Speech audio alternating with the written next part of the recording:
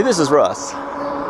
You know, after the long 64-mile ride from yesterday, heading out to the Botanic Gardens, I'm definitely a little bit tired out today. So I decided I would take it a little bit easier, and even got lazy that I decided not to put on the digital audio recorder or anything, just using the microphone from the built-in from the camera itself. So I am off headed to the post office again. I got to mail off another piece of mail. You know, I don't have a whole lot of mail that goes out anymore.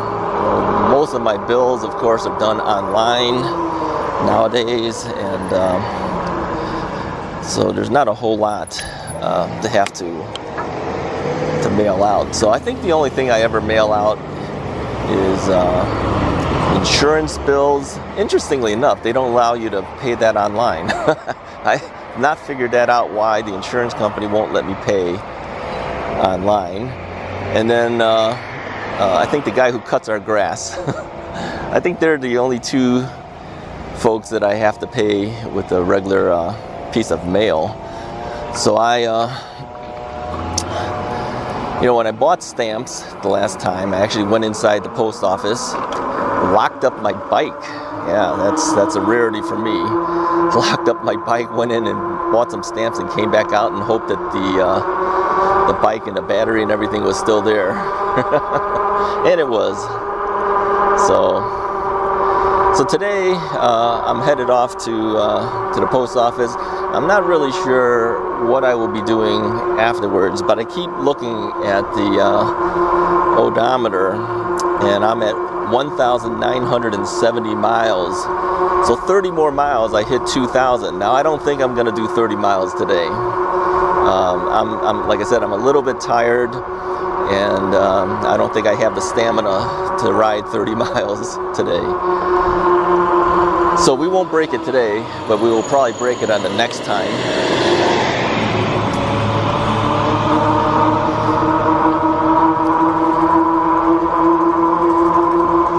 I have noticed too that my brakes are squealing. Now, I had to make an adjustment yesterday while I was at the trail going to Botanic Gardens, and for some reason my brakes started squealing. Now, you got to do a thing called bedding in the brakes, where you ride at a certain speed, then you hit the brakes to slow it down, but not actually stop. And what that does is it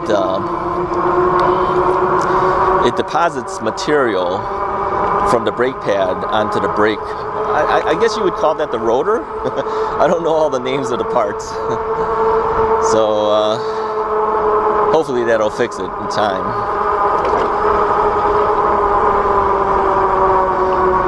It's a bit windy today. With the dead cat filter that's on top of the camera now, I think it cuts out a lot of the wind noise that you would have heard had I not had the filter on there. But I don't think it's as good as the lavalier mic that I have clipped onto my helmet.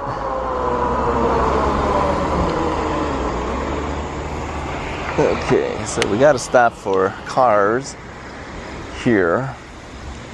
And of course, cars are coming in, but they're coming slowly. Okay.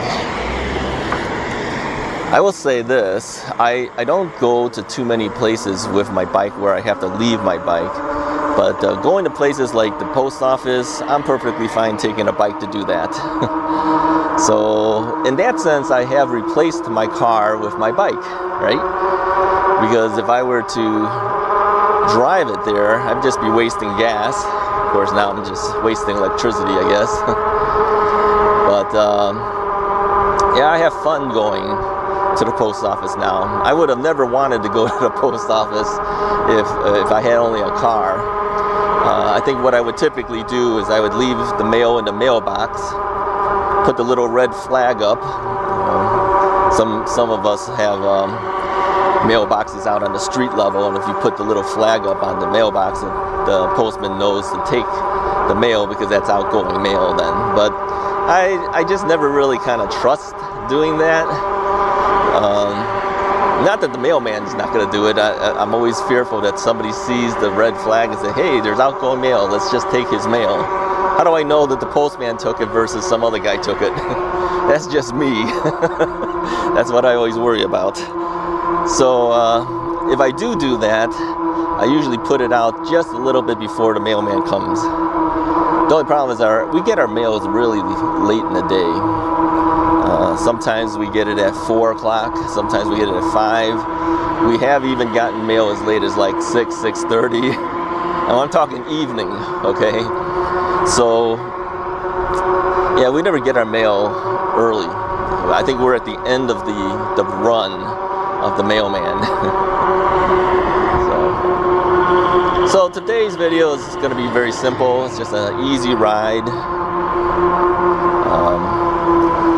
Being out on the street. And this is not a hard ride, really. This is actually a pretty easy ride overall. There's a kind of a cool car ahead of us there. It's a Chevy something or other. It kind of looks like the Prowler. You guys remember that car? It was like from Chrysler, I think. Kind of looks like that. I don't know what kind of car that is. It's red and silver. I don't know. I know it's kind of hard for you guys to see it because it's too far away for you guys probably.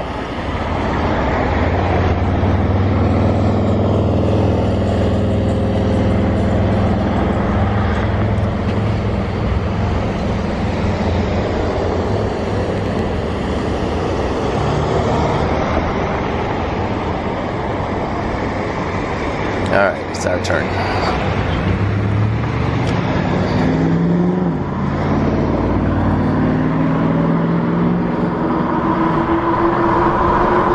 Yeah, it is definitely windy, but today is a cool day, which is nice.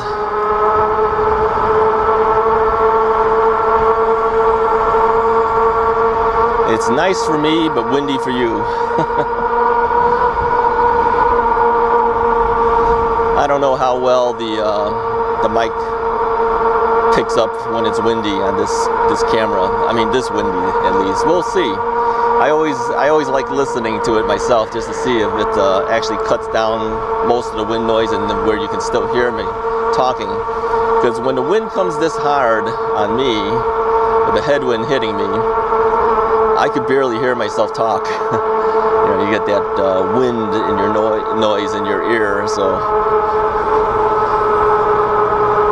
I don't think that really affects the microphone. I don't think so.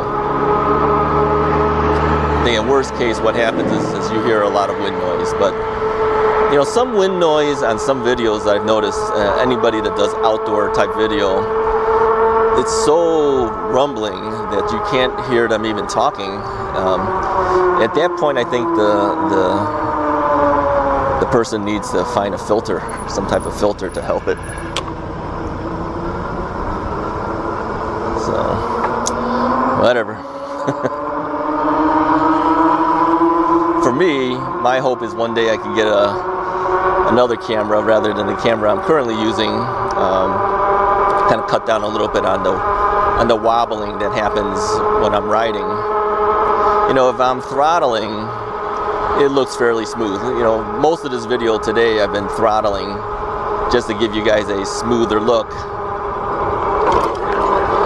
But when I'm done with the video, then of course I'll be pedaling it back. Oh, somebody asked me too, on the Botanic Garden ride, how much pedaling versus throttling did I do? I would say going there about 50%, 50-50. Coming back, probably a little bit more throttling than pedaling. Yeah, I was kind of tired out after a while. I mean, I didn't take a break.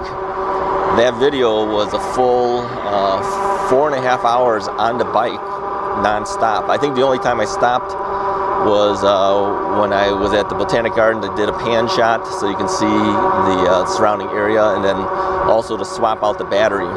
And of course, fixing my brakes. That's the only time I stopped. But other than that, I was non-stop on the bike. And like I said too, I credit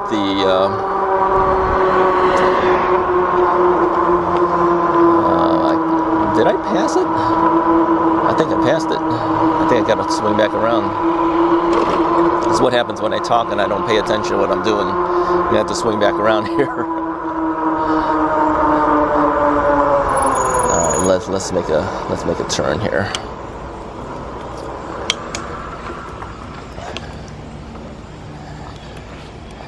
Yeah, I don't do U-turns, as you know, because I have not had good luck with that.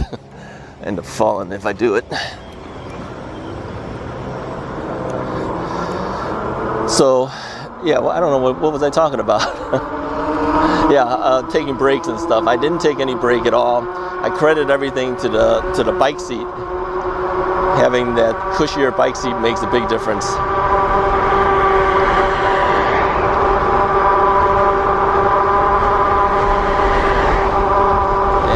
Got some major winds hitting me now. Yeah, not paying attention, pass up the post office. How do you like that?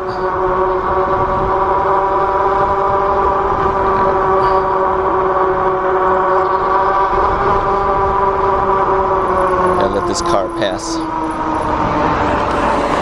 Alright, now that he's passed, I can move over.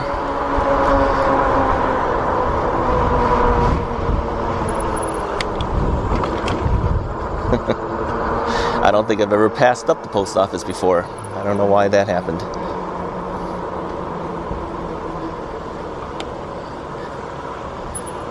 Okay. Alright, let me get off the bike this time. And this time around, I only brought the one battery. I didn't bring the second battery that I usually put on the rack. So I have to zipper it into the bag. So to get it off the bag, I've got to get off the bike.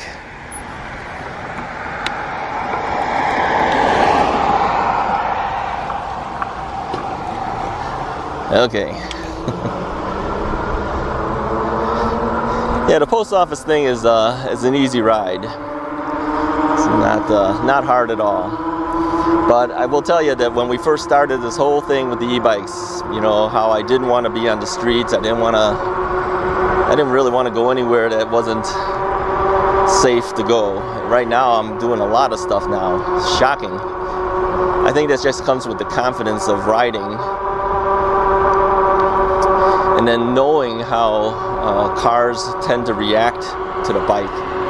You know, that was an unknown to me for a while. I didn't know how people would react.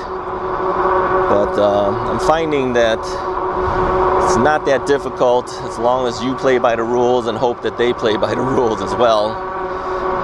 And I've always said too that, you know, if there's going to be an accident, there's a really good chance that it comes not from the bike rider but from the drivers.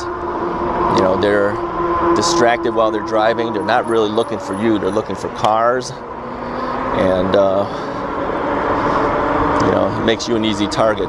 This is why I keep wearing the yellow vest. I know it looks kind of funny, but I think it makes me more visible, and I think that's important. So now I see a lot of guys, you know, and these guys are the serious bike riders, the guys with really nice road bikes.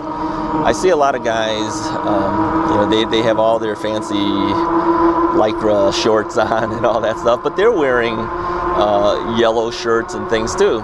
You know, they're trying to stand out so that they're less of a target. Well, maybe they should be considered more of a target. You could see them better, but it's a little different. This time you want to be seen. You don't want camouflage when you're riding a bike. Now, you might not think about it. You might look at it and say, well, you know, I could wear whatever and it's fine. But I will say that if you're wearing dark clothing, and a lot of times, you know, I usually wear dark clothing, you kind of blend in to the background. And when that happens, you know, you can get hit by a car because they don't see you. They're not really looking for you. So yeah, wear the reflective vests and things like that. It'll be a lot better for you.